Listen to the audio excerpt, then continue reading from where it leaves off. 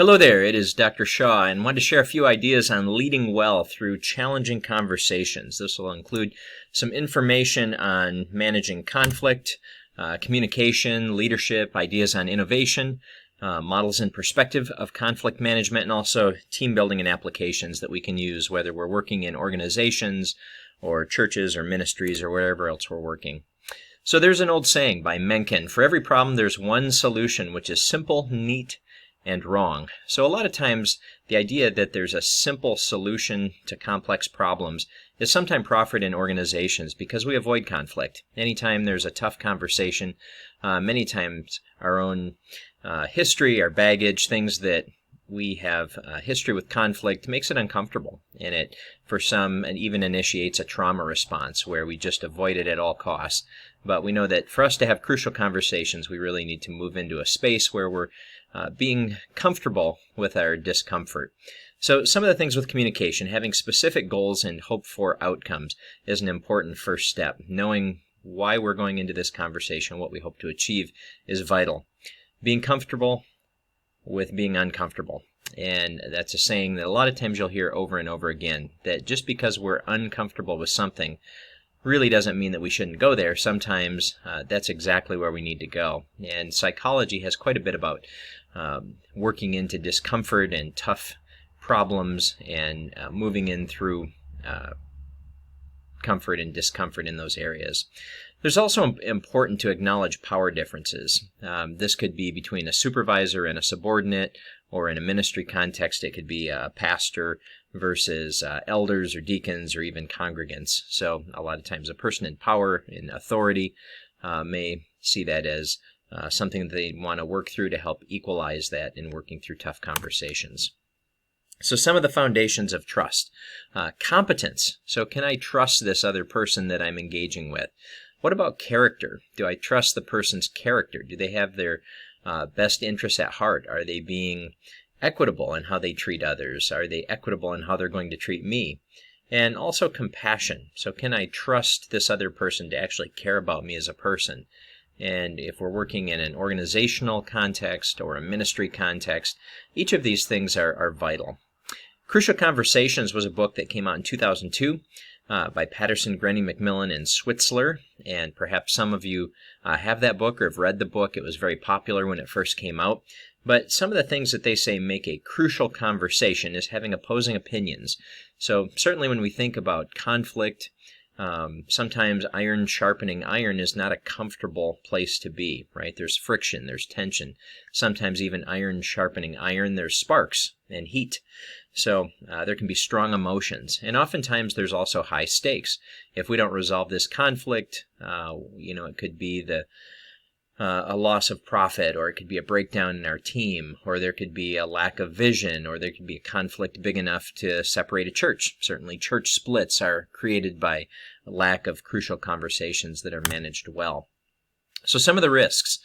For many people, there's fight, flight, freeze. We know that there's the upregulation of the sympathetic nervous system, and when that kicks in for many people, if there's a trauma response, all of a sudden we have that wanting to just run away instead of having this conversation or being in this conflict or this tough discussion. I think I'd rather be somewhere else and maybe avoid it. There's also increased judgment. So sometimes we limit ourselves in the options available to us when we feel like there's a conflict.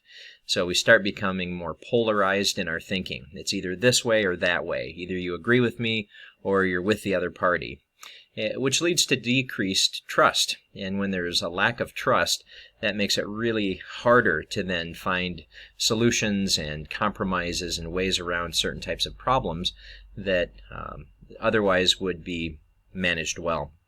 There's a lack of team cohesion. And with our teams, of course, if we don't have trust and an ability to engage in constructive dialogue, then we won't be cohesive as a team.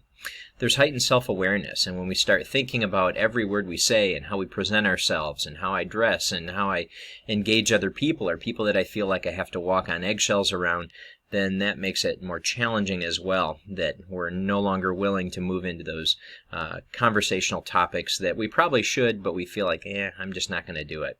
And as noted earlier, a trauma response for some is that, even in an organizational or a ministry context, if there's a history of conflict or traumatic conflict in our early childhood, that might be a barrier as well, that until we work through it, we're probably going to avoid it, or at least not be as effective as we could be otherwise.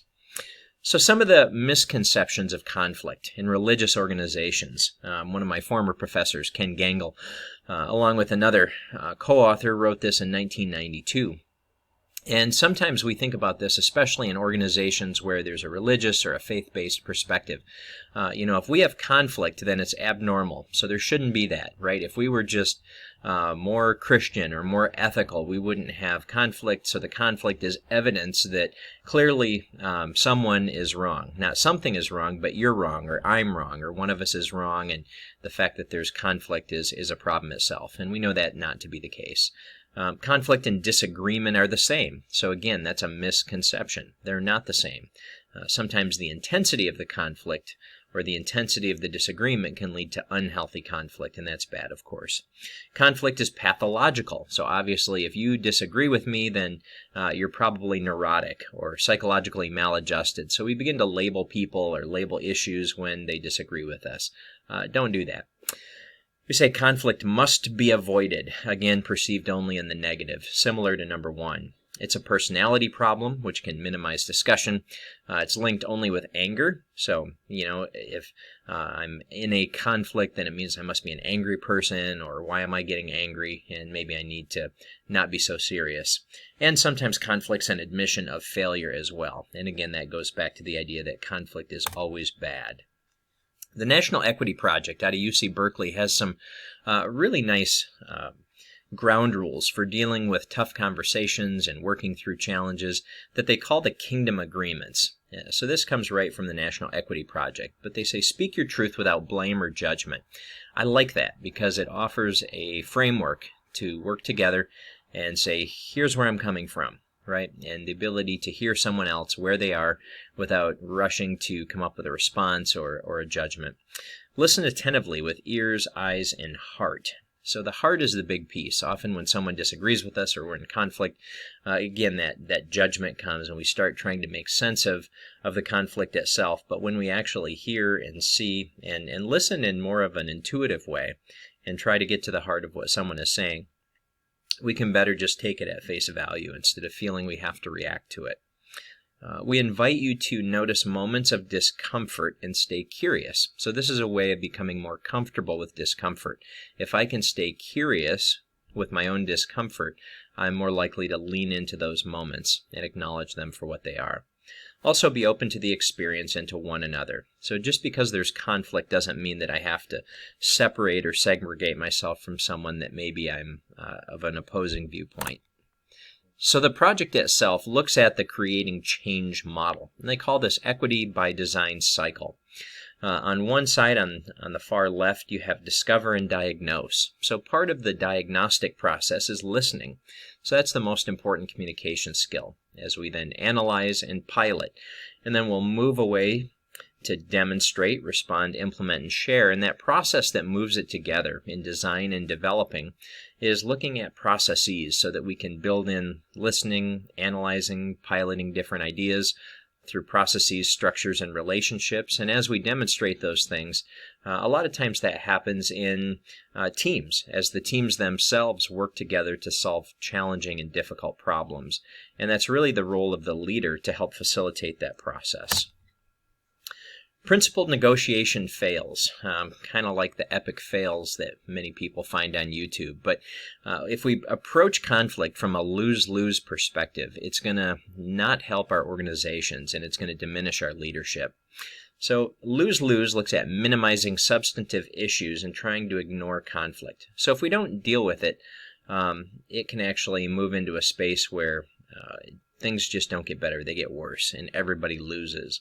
Another lose-lose proposition, developing a compromise that gives the appearance of resolution without really dealing substantively with the fundamental interests at play. So again, if it looks like I'm compromising and I'm bending and I'm giving halfway, but not really, then we lose on that as well. Another lose-lose prospect is slash and burn strategies designed to make the other party suffer if they win. This is sometimes called a Pyrrhic victory. So I won, but in the process probably destroyed relationships and destroyed trust along the way, so that even though I won and you lost, we really both lost. Win-lose, putting the conflict on hiatus until one party has enough power or resources to prevail.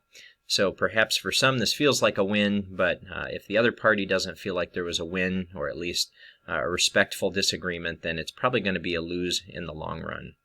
And another win-lose is developing a pattern of ongoing conflict and domination over another party, over both trivial and substantive issues, to maintain a submission position. So sometimes it feels like these mountain over molehill kind of conflicts really are just about maintaining power. And when that happens, trust is lost and it's very hard to get back.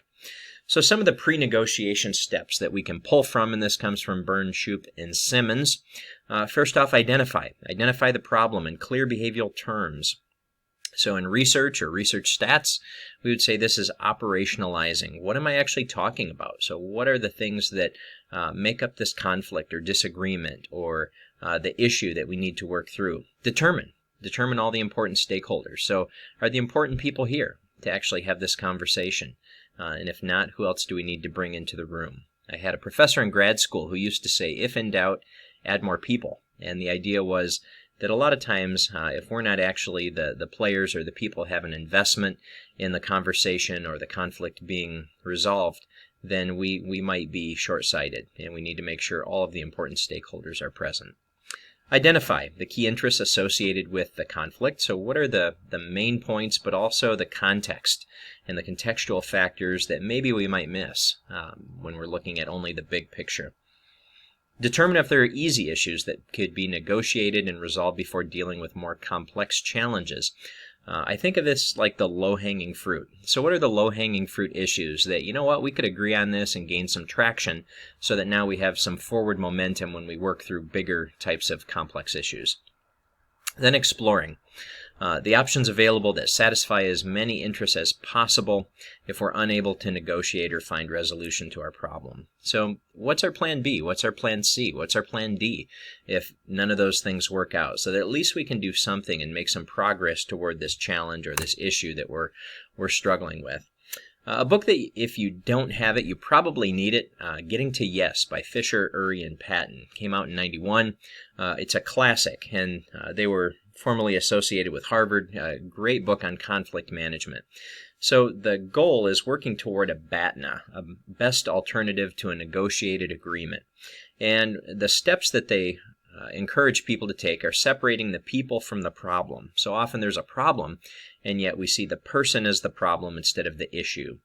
Number 2, focus on interests and not positions. So again, it's keeping an open mind, staying curious, and finding out what is this person really looking for or seeking, or what are the interests itself, versus trying to fall in line with a position and then kind of dig in our heels. Number 3, invent options for mutual gain. So are there things that we could come around or compromise that would make us both have a sense that I've given a little bit for you, you've given a little bit for me, and we're meeting at least to some degree in the middle. And then number 4, insist on using objective criteria. So many times, because these crucial conversations can become heated, they're highly emotional, it can feel like we're making progress or not making progress, but to the degree we can, we want to move feelings aside so that we can find objective criteria to say, yes, we're actually making progress on this issue. So leading innovation. Innovation and improvement has meaning only in terms of observation based on given criteria. So fundamental changes that result in improvement. So it could be how work or an activity is done, or the makeup of a product. It could be record keeping. It could be telehealth. If you're in online education, some of the ways we innovate could be going from written papers. When I was in school and seminary and grad school, a lot of my papers were done on typewriters. And I know very few people that use typewriters now. Now we have different kinds of learning management systems like LoudCloud and Blackboard and Moodle, and we do things via email.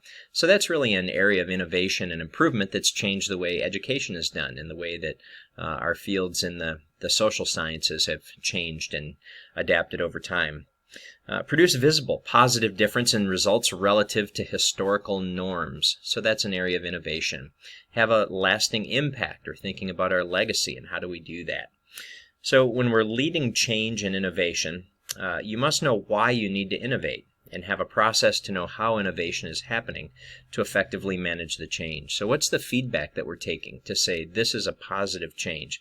We're not just changing to change, but we're changing to get better, to improve. And that's important when we lead change as leaders. One of the other areas that is extremely important when implementing change is the concept of psychological safety. Significant positive relationships, and this comes out of Luthens and others in 2007 and Sun and Huang in 2019. Significant positive relationships among psychological capital and work performance, job satisfaction, and citizenship behaviors define psychological capital as an individual's positive psychological state of development, and identified that it has 4 dimensions: self-efficacy, optimism, hope, and resilience. So obviously those are areas that we could say clearly there's some biblical applications. Self-efficacy comes out of Bandura's work, and we think about Bandura, not only self-esteem, but the efficacy portion is, I believe that I can do things based on previous experience. So it's a self-belief in something that's obtainable. Optimism, right? We have reason to be optimistic as those who are in Christ. Hope and resilience. So psychological resilience, that ability to bend and bounce back, much like the willow tree or the flexible metaphor. So here's a quote as well.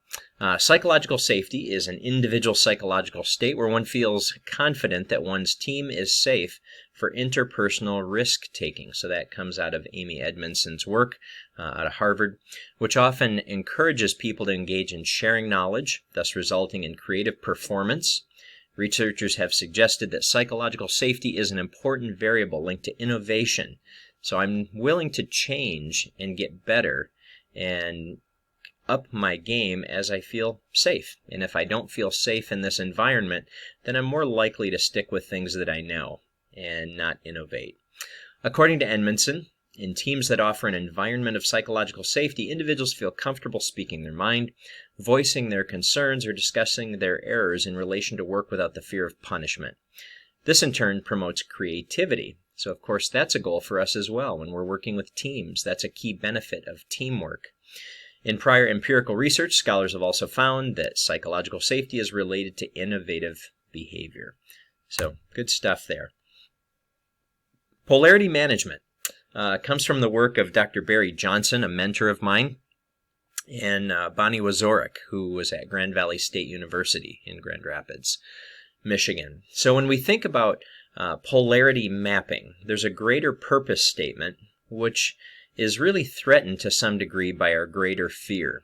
So we think of polarities as interdependent opposites, that really both of them have a positive or an upside, and both of them have a negative or a downside. So we could think of 2 different parties or 2 people on opposite sides. So there's positive results focusing on one pole versus the positive results focusing on another. So if I'm on the left side and someone is on the right side and we're having a disagreement, we both have the goal of the greater purpose. And yet each of our positions has a possible negative that if we're not open to understanding the negatives and the positives that the others bring to the cycle, we can be short-sighted. So the metaphor that Barry Johnson uses is that of breathing and thinking of inhaling and exhaling. So just like applying breathing with a solution-focused approach where there's maybe one solution could actually be limiting. If I need oxygen, then obviously the solution is inhaling. So as soon as I inhale, I feel pretty good about myself. But before I know it, all of a sudden I have a new problem. I have a buildup of carbon dioxide, and I have a new problem that requires a new solution. I need to exhale. Now once I exhale, again, I'm feeling pretty good until I have a newer problem again that I need more oxygen. So obviously it's not the one side of the pole, but rather the cycle itself that's the solution. Let's look at this in real terms. So here the greater purpose statement talks about efficient and effective communication. So on one side we have candor, and on the other side there's diplomacy. And we can see the strengths that each of these approaches or elements bring. So on the candor side, our leaders are straightforward in sharing where they stand on difficult issues. That's a value of candor. Where does my leader stand? What's your opinion on this? So I can't just hem and haw. It's not like sometimes politicians or in politics, people are seen as waffling on issues. So we want to have a candor-filled conversation with where do you stand? What's your take on this? Our leader's communication happens on the hard issues, right? So I can approach my leader, or as a leader, I approach my people, and I'm willing to take questions that may be uncomfortable questions, but that's what leadership is about. Our leaders are clear about where they stand on issues. But unfortunately, the downside of that, if I only focus on candor, I can move into the leader's communication being one way, or I have to have my way. Again, a strong leader that is only candor, sometimes they might be a bull in a china shop and destroy relationships along the way. Our leaders communicate in harsh ways, not a good outcome.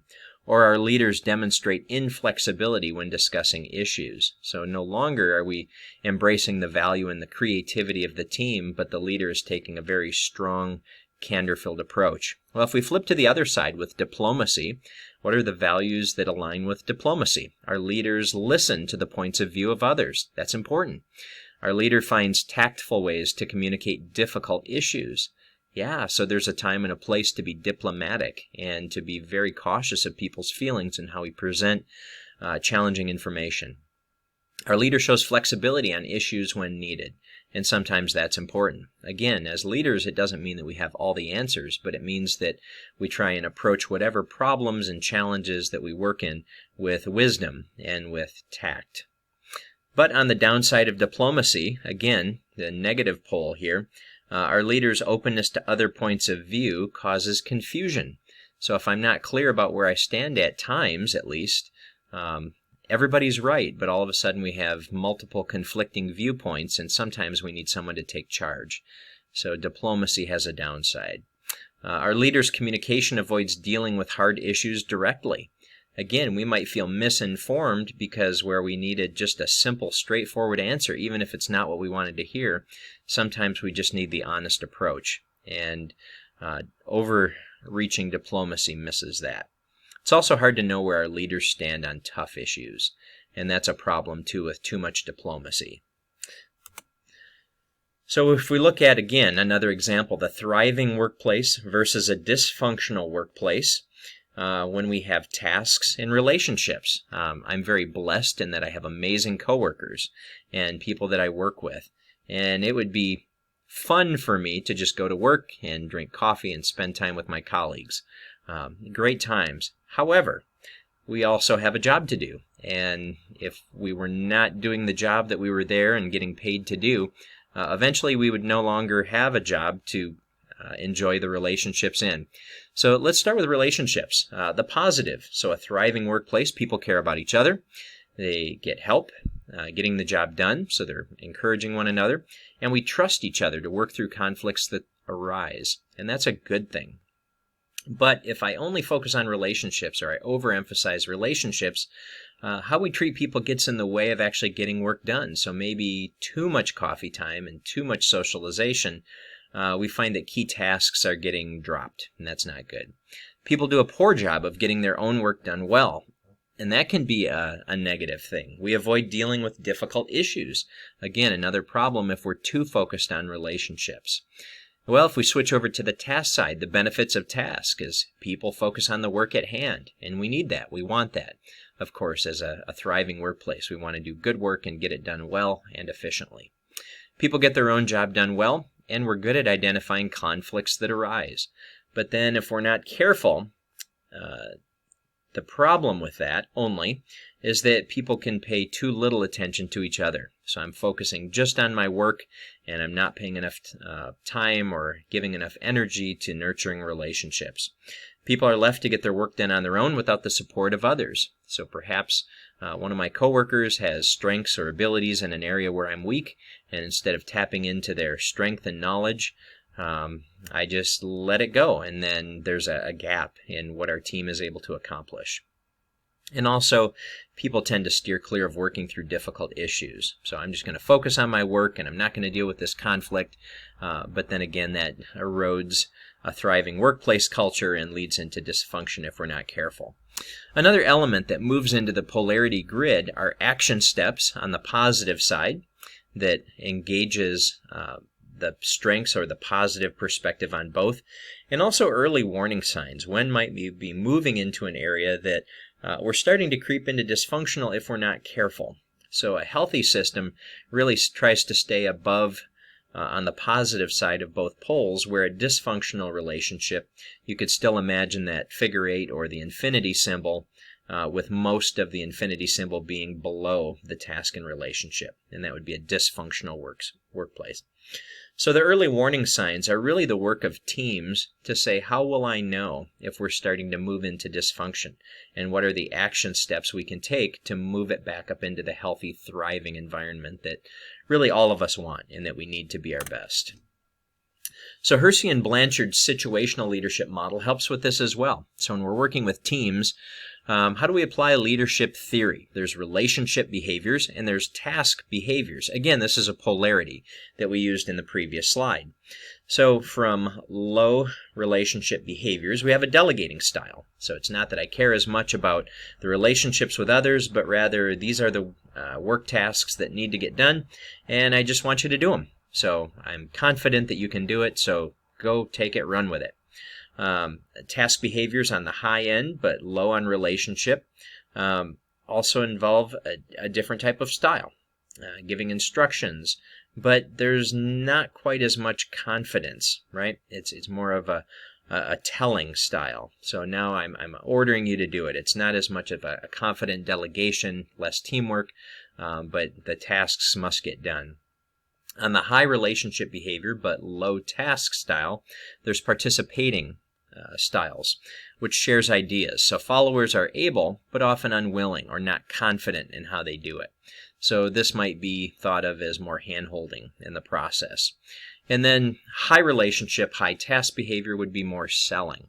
So explaining the decisions, but followers sometimes are unable, but they're willing and confident. So they'll do it to the best of their ability, but there might be more follow-up needed. Some of the applications. So thinking about teams and how we work with our coworkers or people that we engage with, think about the metaphors that we use, right? My coworkers are like family. My coworkers or my team is like a healthy tree. And sometimes, maybe we have to prune some different branches. They're not entirely healthy, but the tree itself is healthy. Or maybe a well-oiled machine. Are you a well-oiled machine as a team? And some would say even, the seasons of life or professional life. So when we approach our career, we say, well, this is just where I'm at this point in my career, but as I move into the autumn of my career or the summer of my career, those are metaphors. So do the metaphors work for you when you think about teams that you've been involved with or situations in your church, your ministry? If we see the family being the metaphor that we often use, my church is like family, they're my family. Well, sometimes, if we're using church discipline, that's tough. Do we discipline someone who is older and hopefully wiser? It's easy to discipline children at home and at church, but do we discipline older people or older couples, especially older couples who may have been married a long, long time? That creates some different challenges, just like we wouldn't necessarily discipline our parent or grandparent, as it might be perceived disrespectful. So does that limit us sometimes in what we're able to do? So if we use one of those, for example, the tree metaphor, and this comes from Necessary Endings by Henry Cloud. So the pruning metaphor looks at many plants, like organizations that cannot reach their full potential without pruning. So it involves focus, mission, purpose, structure, and strategic execution. That's a great metaphor because for the plant to be healthy, sometimes some of the leaves or stem buds have to go. So healthy buds or branches that are not the best one, contrasted with sick branches that are not going to get well, and this might be a person, maybe in leadership, or a position that maybe they're the right person, but they're not in the right position for what they're doing. and dead branches that are taking up needed space for the healthy ones to thrive. And these are people that in organizations or in teams probably need to find a graceful exit and move on to something that they're more aligned with. It's harder to do in ministry. Certainly if there's someone who's on a board or is creating conflict, unhealthy conflict in a church, then sometimes that requires some pretty deliberate and focused attention for the health of the organization. So gut check. What is your intellectual and emotional response to the idea of pruning? For many people that I talk to, and those even that have read the book Necessary Endings, they're like, ooh, I get it. Cognitively it makes sense, and yet emotionally it's really hard when it comes to real people with real issues and real concerns. And yet as a metaphor, there are some things there that are helpful. If it's any consolation, Dr. Cloud is a psychologist, so that provides a metaphor that he's very comfortable with in the work that he's done with clients and couples and families, and of course in doing consulting with organizations. So how do we build a winning team? Here's some ideas from Campbell in 2017. So let each person shine. So for us as leaders or managers of a team, we really have to focus on the success of the team. It's really not about us as leaders. And one of the best ways I know I'm leading as a team is if I can highlight the people under my leadership. Meet each team member where they are. So much like parenting, we don't treat everyone equal, but we definitely treat people equitably. And equity is giving people exactly what they need to be their best and to thrive, and not necessarily giving everyone the same thing. It'd be like giving all of your kids a toy truck, and all of a sudden someone's disappointed because that's the last thing they wanted. Hold a protective role. So there is a level of nurturing that happens in team building, and certainly with my team, I'm pretty protective of my team, and I want them to do well and thrive, and part of that protection role is just advocating on their behalf when necessary. Allow team members to be spontaneous, so this gives us flexibility and creativity and generating new ideas that could be helpful and beneficial to the organization or ministry. Give them space, so that's important. It's important for us as leaders not to micromanage and have a say in everything that they're doing, but rather to let them figure out how best to accomplish the objectives, as long as we're clear about the vision and the mission and the goals and what we want to have happen. We've got to lighten up a little bit of the process so that our teams can do it in the ways that they do best. Don't expect them always to know. So there might be some things where specialized knowledge is just outside of their wheelhouse. So either we bring in others who know and can help supplement that, or we help them get the skills and knowledge that they need to help them be successful. But we don't expect that everybody just simply knows. Reduce confusion. So there's times where, going back to the polarity of candor versus diplomacy, where we might need to use candor and say, here's exactly what I need. This is what needs to happen. And by doing that, we give clarity to our team members, which helps to reduce confusion. And then appreciate your team. And I would say along with appreciating is really celebrating the gifts of everyone on our team. Some other thoughts that we can pull in, some of the 7 C's. This comes out of Leadership First. So coaching, character, communication, commitment, contagious energy, caring, and consistency. So if we're doing those things as a leader, we're going to have teams that value us as leaders and that pull together as a healthy team. So some of the things to think about, how might you engage difficult conversations to promote innovation and growth? And that's a good thing to ponder as we think about being leaders or people in organizations or helpers. And this could apply as well to counselors, social workers, therapists, psychologists, right? We're all building innovative growth with the people that we're helping. Innovation is developing better strategies. So if I'm working with a single client or a couple, I really am about leadership and innovation because I want to help them find better strategies that are going to promote a better relationship or a healthier family system or a healthier ministry or church or organization. So the applications are pretty significant for us as leaders who are change agents working with our groups.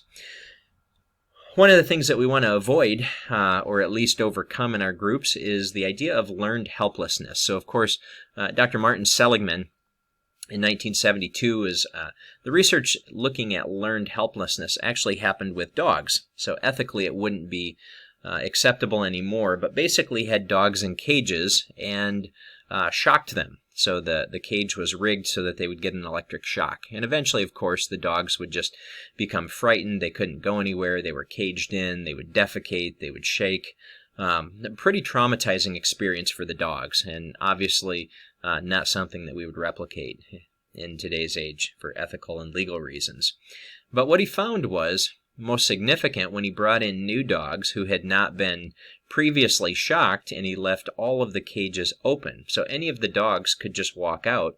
He found that when he shocked the cages, the dogs that had not been in the cages previously did not like that experience, and they ran out of the cage. Whereas the dogs who had previously been unable to leave, even though now the cages were open, didn't realize they could. They had become helpless. So even though they were repeatedly shocked and the kennels were left open, the dogs previously shocked would just continue to shake and whimper and mess in the cages. So they had learned helplessness. Even though they could leave, they didn't. So some of the ways that we see this play out in team process or in leadership is it becomes personalized. So these are the 3 P's of learned helplessness, right? I am bad, or I'm not a good pastor, I'm not a good leader, I'm not good in teams, and we start to think it's us. And really, we know that leadership is a set of skills. Leading well and being good at what we do is really a series of habits and things that we learn and apply over time. But when we become personalized, then we take it as it's really us, and it's not anything we're doing. And really nothing could be further from the truth. We could all learn new skills and new habits. We also approach things as pervasive. So everything I do is bad. In cognitive therapy, we would say this is catastrophizing. So we begin to take it as broader and larger than what's actually happening, and see it as just a series of cascading negative events. Then the 3rd P is permanent. So I just don't see any change around the corner or over the horizon. Nothing's going to change or help anyway. So when we get all 3 of these things in play, it really can negate a lot of the positive work being done in teams and lead us into dysfunction and a lot of discouragement and low morale. So brainstorming and taking action, right? Thinking about things that we cannot control, other people, and things that we can control, certainly our own reactions. So when I think about my response to challenging situations or crucial conversations or working with conflict or improving the morale on my team, I know that I'm a big part of that. And yet I still cannot control other people or how they're going to perceive certain things. But I can approach people with trust and integrity and ethical decision making and celebrate them for who they are and who God's made them to be. And there's a lot of things that I can control that help mitigate some of the things that I cannot control. I hope that you've gotten some things out of this. It's been a pleasure to share with you, and blessings to you.